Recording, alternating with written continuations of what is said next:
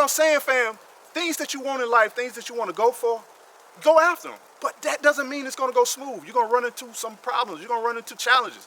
Don't give up on your dream. Don't give up on pushing. Don't give up on going. Just because one door closed, another one open. Hey, bless up, bless up, bless up. I hope y'all having a beautiful, amazing day. It is an overcast, rainy day. And when I think about days like this, I think about sometimes people who've never lived off grid, who've never been out here. Pretty much all week so far, it's been overcast. And I think about when we was off grid, people's like, just get your solar panels, hey, your power generators, do all of this.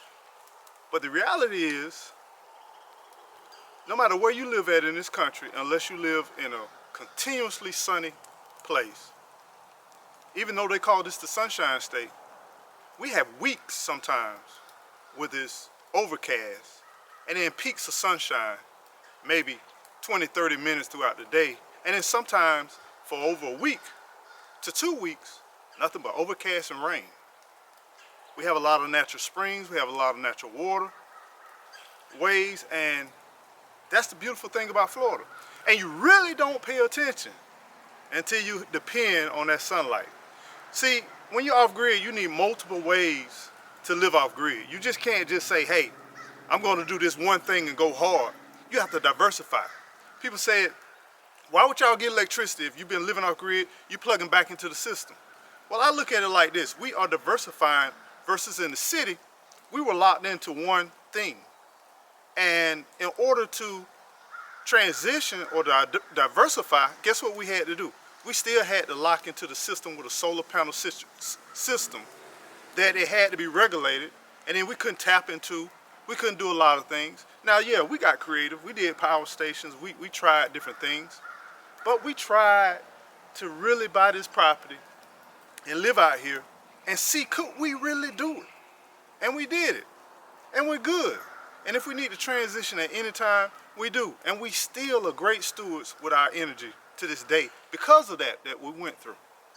But with that said, I'm thinking about a question that somebody had, a question that one of our viewers had. They said that they asked if you or when you got ready to buy the land, what was the process? So I want to take you through a history. Now, for those of you who've been watching this channel for over the last 5.5 years, some of this will be just a refresher.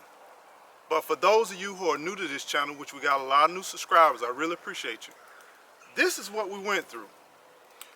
Back in 2020, we went hard because we worked from home, we were isolated. My wife and I, we went hard in our backyard. We already grew a lot of stuff. I love flowers, I love ornamental plants, and she loved fruits and vegetables, and I had some fruits and vegetables that I've been nurturing, some citrus that I had been nurturing in the backyard, and we had a tropical paradise what I tried to create in the city.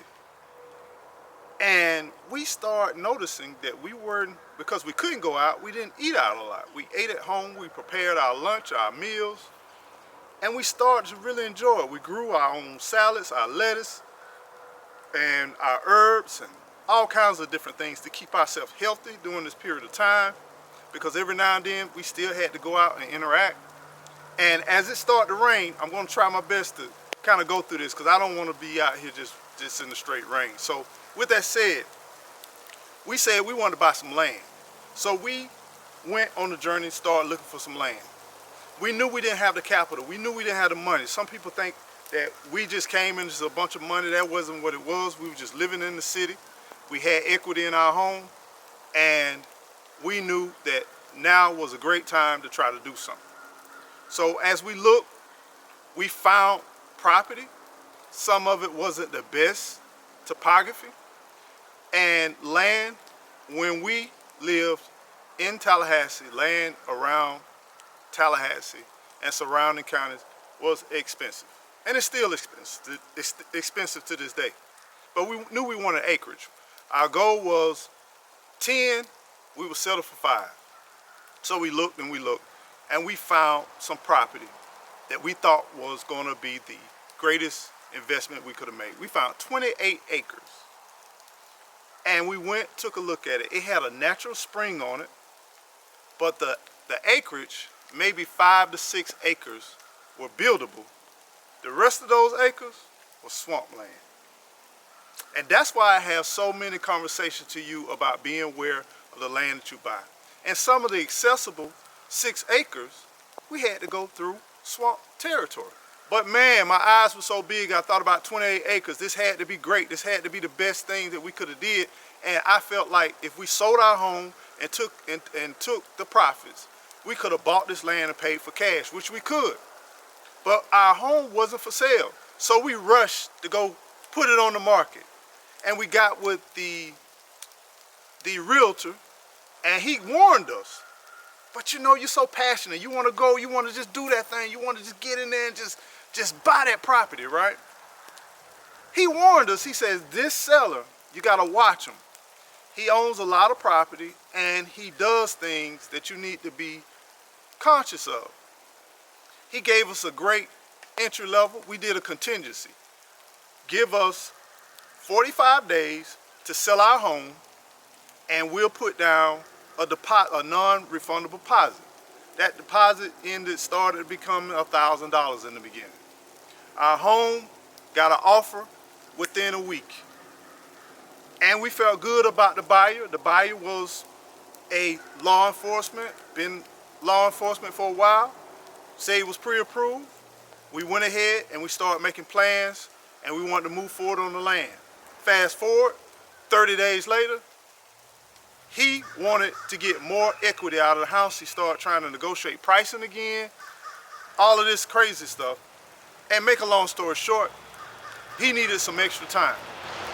So what ended up happening was we needed more time to the seller of that particular property. So we gave them some extra $1,000. So we like $1,000, and then with surveys and all of this other stuff, we had a bunch of fees wrapped into that, right? Ended up with this guy, he then tried to get approved for more than what the home that we were selling was worth. He got denied, and the deal fell apart. So we tried to string along the seller of that 28 acres, and he was rubbing his hand by that time, and he had other offers. And we said, hey, let's give $500, give us another 20 days. Let's see what we can find. Found an offer. Someone put in an offer for the home. Deal fell through. Needless to say, we lost over $2,000, and we didn't get that land. I was shattered. I was frustrated. I was aggravated. That was a whole almost 60 days in the process, and nothing happened. And it took us months to find that piece of property. And of course, we traveled that property, and we kind of took it on as our own. We planned what we was going to do. We planned where we were going to be on that property. We did all of that stuff, and it ended up fizzling. Fast forward, we ended up finding another property, maybe 6-7 months later, down the road. 11 acres. It had some structures, had a well, had power, but it had been going through probate, and it's been not lived on over a decade.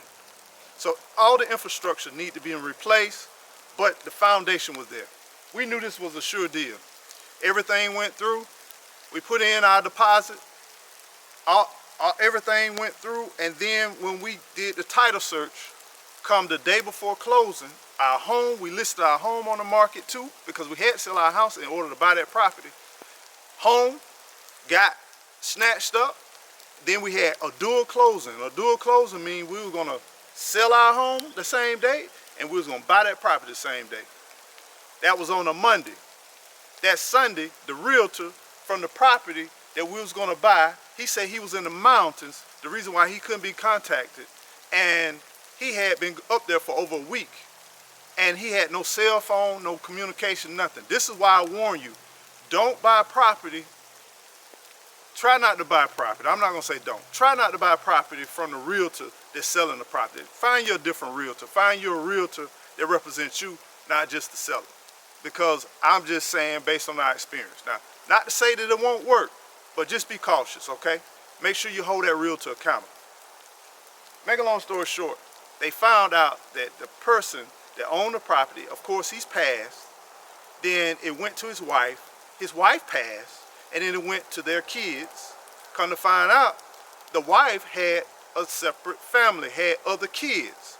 They didn't go through the probate process. The title search company, that's why I always say do a title search. Come to find out, they found that they had additional kids. And then that went on to on and on and on. Make a long story short, closing date came that Monday. Our house sold. We had no place to live. The guy said, hey, I'm moving in, I'm moving everything. I already got everything planned. Y'all need to leave. Can we rent our house? Can we lease our house out for maybe 1 or 2 months till we get this thing sorted out? He said, absolutely not. I need you gone by 1 o'clock that day when we close the house. So we scrambled, we scurried, and we got everything. We got a bunch of moving vans that we had. We had chickens in there, baby chicks. We had everything because my wife was planning on moving onto the property.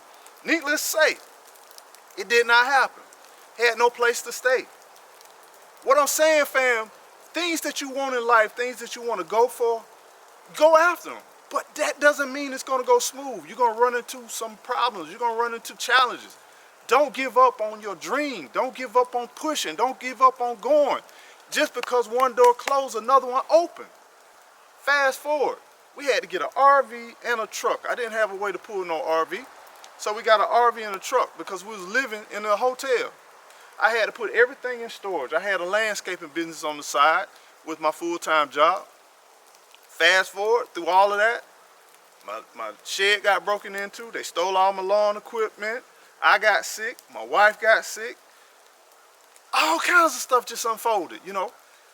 I left my job. I quit my job. I went through a whole period of just not knowing what to do, not knowing where to go. Then we gave up on buying property. We gave up on it overall, but the real estate was booming. We said we're just gonna buy a house. We went to go look for a house. We was getting outbid. Every time we put in an offer, $20,000, $30,000, $40,000 over asking price. We were still getting outbidded by cash buyers at that time. 2022 was crazy in Florida with real estate. I was like, man, I just need a place, a roof over my head. You know, I just need a place.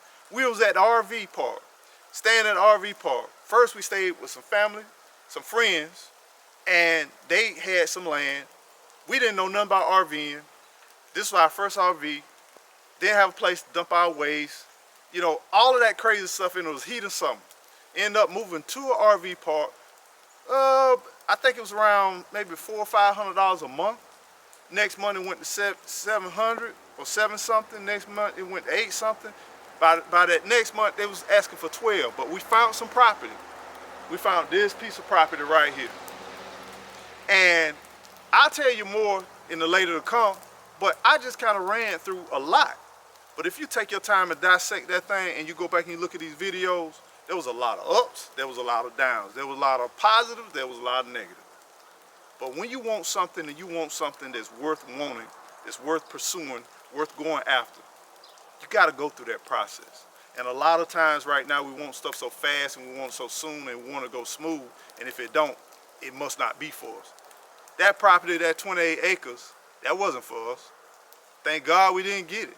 Because with all the rain that we see and everything we see, and then imagine flood insurance, imagine getting accessibility, it would have been a nightmare. The other property, it had structures, it had dilapidated structure. We had to get all this stuff moved. Probably had to get new septic tanks. Who knows, probably had to get new well, all that kind of stuff. And then it was landlocked. Oh, y'all know my video about landlocked. It was one driveway easement, it was recorded, but it was one way in, one way out. Then, in the end, we went from 28 to 11 to now we're at 20 acres. We have these 20 acres and we simply love these acres. We love building, we love exploring, we love our property, and we enjoy it. And we hope that we can help others and help you to pursue your dream, pursue your goals. So I'm finna get out this rain, I'm finna get to moving, get ready for this day. Y'all stay well, stay blessed, and whatever you do, don't forget to keep on growing. Grow. Till next time, fam.